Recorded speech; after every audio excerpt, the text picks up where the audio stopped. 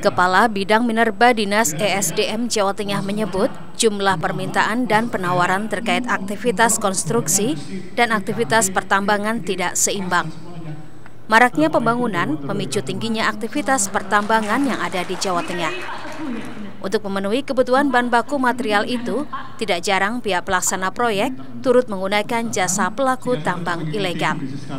Apalagi ditambah dengan regulasi yang tidak sesuai antara kebijakan pusat dan kebijakan daerah, serta persaingan antara pelaku tambang ilegal dan pihak swasta, membuat perusahaan tambang memilih untuk melakukan jalan pintas dengan menambang sumber daya alam secara ilegal atau tanpa melalui izin.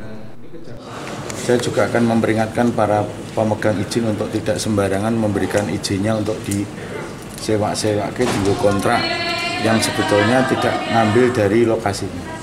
Nanti konstruksi di Jawa Tengah itu tidak diperhitungkan dan tidak dipertimbangkan dulu sumbernya dari mana. Sehingga tidak ada sinkronisasi mulai dari kabupaten sampai pemerintah pusat. Harusnya ada sinkronisasi dalam suatu perencanaan pembangunan itu secara komprehensif.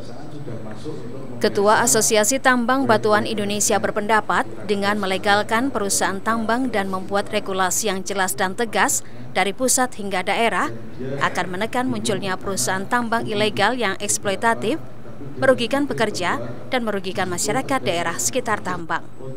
Bahwa selama ini jika kita tidak dilegalkan akan terjadi tambang ilegal.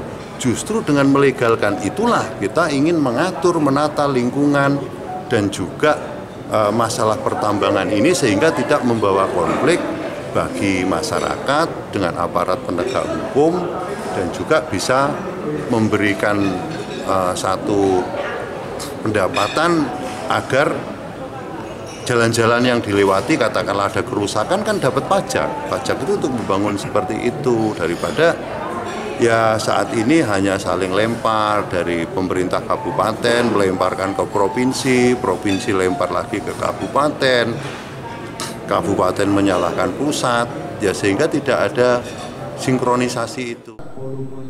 Pemerintah mulai dari pusat dan daerah juga harus melakukan sinkronisasi dalam perencanaan pembangunan yang komprehensif dan menekan kebutuhan dan ketersediaan material. Agar tidak muncul tambang ilegal yang menyebabkan konflik, salah satunya seperti konflik gesekan antara masyarakat di daerah pertambangan dengan penegak hukum.